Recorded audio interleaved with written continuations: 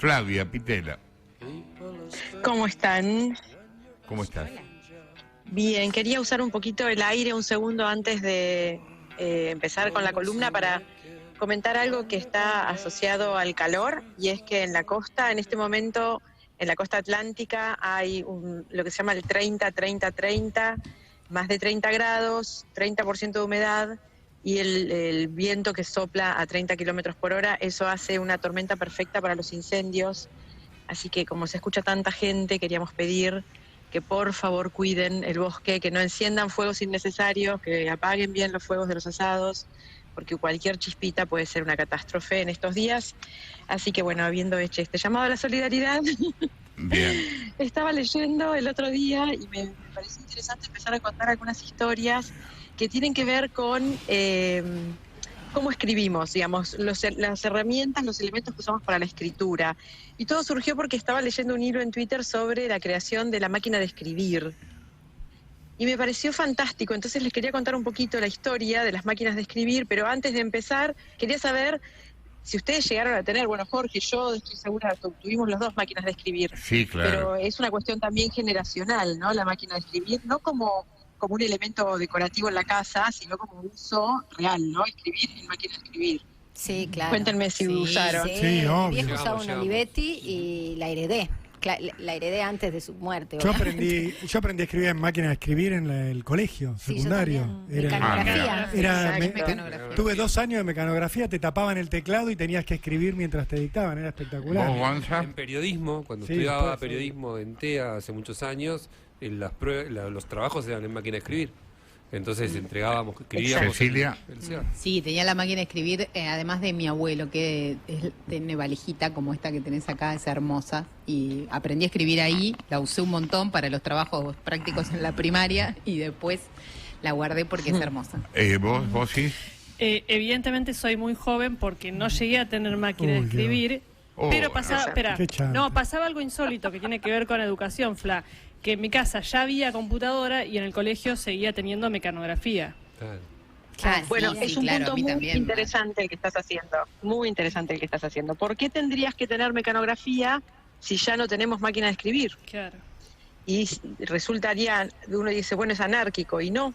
No, bueno, Porque el pero, teclado de la perdón, la computadora- computadora tiene teclado, claro. Y es el mismo teclado. Obvio, es Las QWERTY. letras están en el mismo lugar. El QWERTY.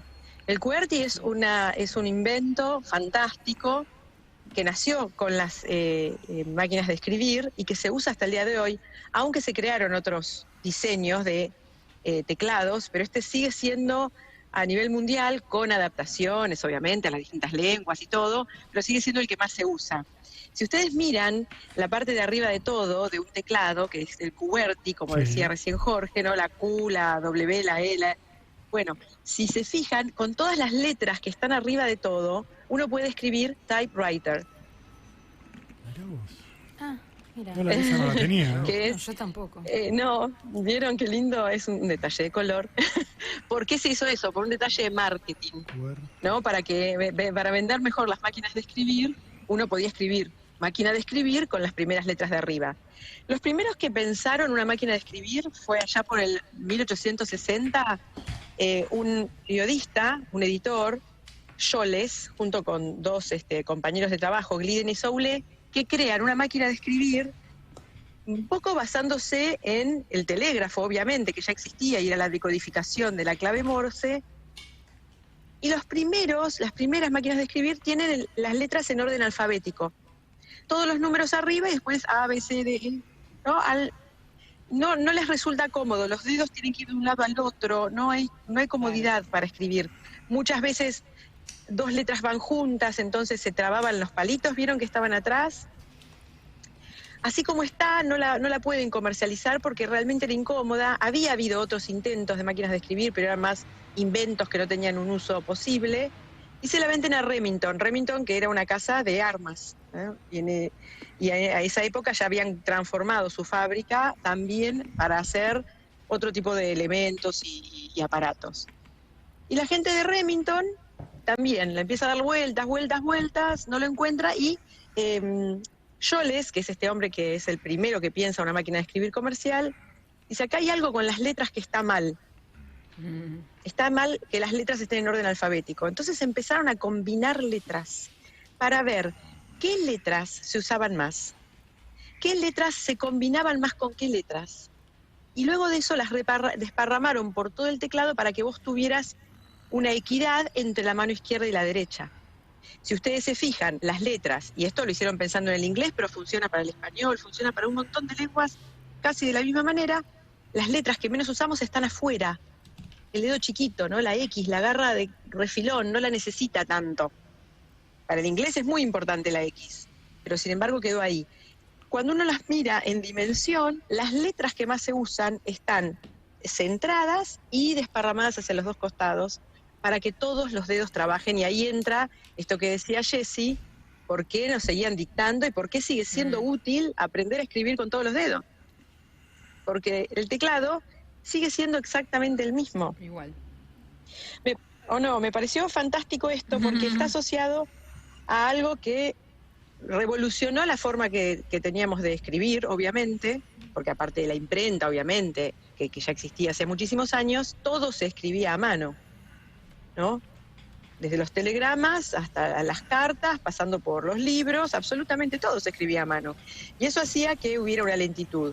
Hay unas teorías conspirativas súper atractivas acerca de que Remington puso las letras como las puso para hacer las cosas más lentas y así tener a la gente trabajando más horas. Es todo incomprobable.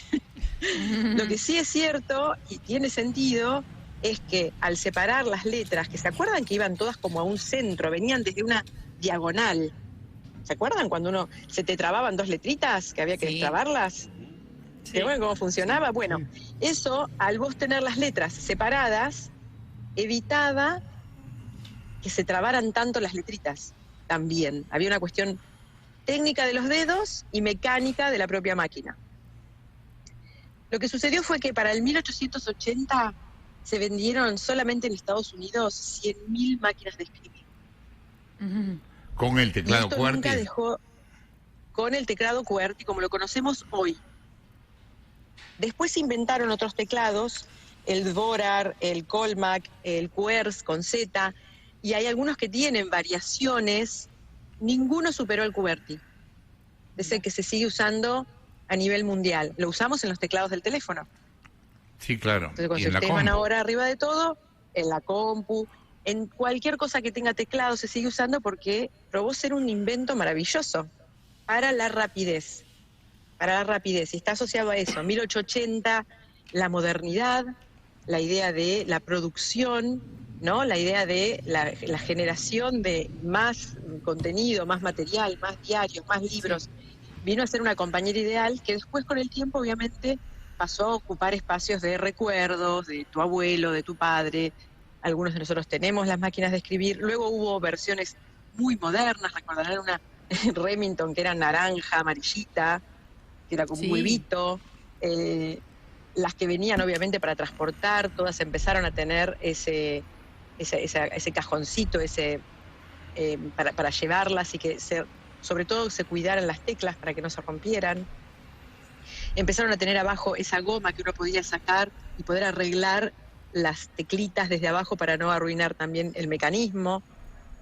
Luego aparecieron las máquinas de escribir eléctricas, que uno incluso podía borrar desde la máquina, no sé si lo recuerdan, no hacían ruido, fluía el carril, y recién fue en la segunda o tercera edición de estas super máquinas de escribir que vinieron a ocupar el espacio por más de 100 años, la mayúscula y la minúscula. Originalmente solamente escribían en mayúscula. Y en la segunda, tercera edición se dieron cuenta que necesitaban mejorarla y la incluyeron, o sea que viene de finales del siglo XIX, el hecho de que escribimos con mayúscula y minúscula también en la máquina de escribir.